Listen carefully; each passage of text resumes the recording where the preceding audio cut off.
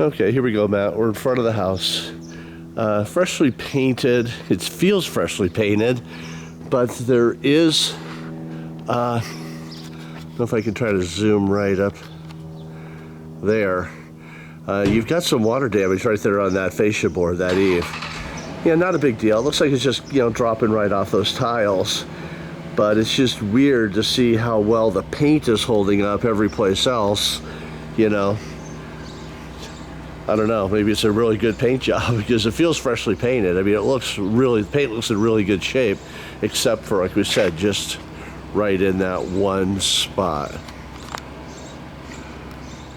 So we got the 3-car garage, great neighborhood. I mean, all these homes are very, very well maintained. That's what you have across the street. You got all this stonework on the one next door. It looks magnificent. So like I was saying, I don't think you can over-improve in this neighborhood. This is a lake community. I mean, these homes go for a lot of money. You're protected here where if you put some money into this, you're not going to over-improve. So we did notice that it does have like a ramp built up here. The tax rolls show there was a trust involved a couple years back. So you really get the idea that, an elderly person had lived here. So we got the tile. You'll probably want to change the flooring. You get the step down here for the formal room. So this is the formal living. They even did the plantation shutters on those top little windows. Those are expensive. I know a lot of people just kind of go ahead and try to bypass having to do that on those. So plantations, especially up on these arches, are expensive. So you've got some nice shutters here. This is the formal dining area where they have the chandelier and they have the little buffet area right there, dry bar type situation. Again, like we said, the formal living as you come in. As you come straight through, this is a double door den. This would be your 4th bedroom. You got the nice French doors. It's just you don't have a closet. That's the only reason they can't call this a bedroom. But this is a good sized room. This is better than the secondary bedrooms. As we go down the hallway, the bedrooms, you got the flooring in. They feel like they're about 10 by 10. By the time you got a bed in, you might want a higher bed with the storage underneath them, like the captain's type bed, because I think you'll be a little tight. You got the dual sinks. They are the lower vanities. And then they had the wheel-in shower with the handheld, and the grab bars down there. So it's pretty safe to say this was pretty much ADA compliant. They did have an elderly person here. It looks like you might have a crack in that window right there. But compared to everything else we're looking at, drywall and everything's in good shape. You're not seeing any of these tiles, moving on the floor. Again, probably a 10 by 10. And you got a little station out here. You got the double door masters.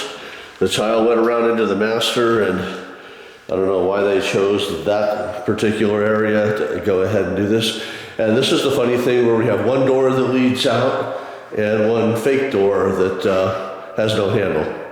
So kind of like bookends, I don't know. And you got more of the plantation shutters up here again. So they feel a little dusty, it feels like an elderly person had been here. There's certainly no neglect. If anything, it just feels just like it's been a little old and maybe a little deferred maintenance.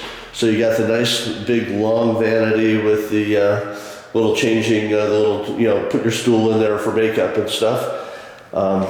Does have a jacuzzi tub and the shower, and then the commode room there at the end. And these are vaults, and you've got a ceiling fan in here. So we got the pocket door here with mirrored closet doors with a master closet.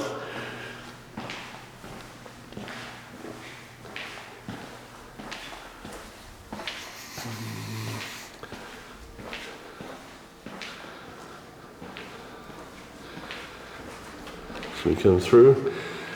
You got the nice high ceilings, the nice vaults.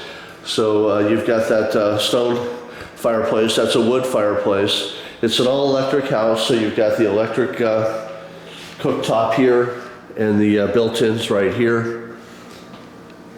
And then cherry wood cabinets. You got the Lazy Susan there in the corner. You got these Corian counters with the little tumbled travertine there on the backsplash. So a lot of times people you see here making this a pass-through, where you put a pass-through shelf right on the other side, and you know, for burgers and your parties and stuff, this just opens up and you're passing right through. So that's something we've seen done a lot. You got your little nook here. This is more of just for the breakfast table. So you've got the dining here, maybe a couple bar stools here, and then you have the formal dining out in the front. So the laundry room's really tight. You've got some cabinets up above, little space back behind. There is an outlet there in case you did want to put a deep freezer or refrigerator or something. Always better to keep it in the house than out in the garage. The garage gets a lot hotter. So we have a pull-down attic storage here on the two side. So that looks like a termite tube, which is no big deal. I mean, we see them, we treat them. You know, that doesn't look like there would have been a whole lot of damage, but that definitely looks like it would have been a termite tube. So we've got the 2-car here. It goes into the laundry room, and then you have a door here, and here's your water heater, and here's your 3rd car. So your 3rd car is kind of off by itself. You've got the pedestrian door out to the side yard. You've got a little bit of workspace here. But if you had like a little shop or something, this would be a lot easier to go ahead and keep this. Looks like they've got their outlets all marked.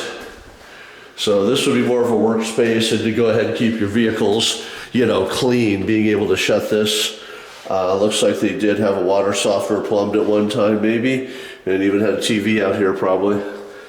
So this is your 3-car garage. We go up back. We've got security screen doors again, to where you could leave these French doors open and have these screen doors here in the master and out front, and you'd have a lot of cross breeze. So this feels pretty private as far as the fact this opens up to the side of the house. This isn't just someone else's patio. Their patio's, you know, further back over there, which definitely gives you some privacy. So we've got tiled patio up through this portion. Again, that was the master there with the screen door. So definitely a very good sized lot. Definitely feels kind of private back here.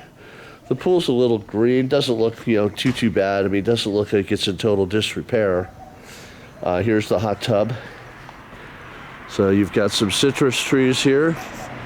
You got some roses. So like you said, you know, the paint feels in good condition. You've got the shade screens all the way around. You've got 2 air conditioners over here, and you've even got some storage back there. To where, since it's a electric neighborhood, they do have the propane tanks here for the propane for the heat. You have a gas heater, and that is an older pump there. You know, there is some updating that could be done on this to make this stuff more efficient, but no reason to think it doesn't work. It's all behind the nice sound wall. You've got one of the streets going through the islands here, so you've got no rear neighbor, and the traffic doesn't seem too bad. So we'll go ahead and get this sent out, but you know, no real red flags as far as anywhere, just saying run. I think this is, you know, a great neighborhood you'd want to be in, and I think you've got room to put your stamp on it. There's plenty of upside, and I don't think you can over improve in an area like this. So this might be just right up your alley. So we'll just see where this takes you. We'll get it sent out. Bye.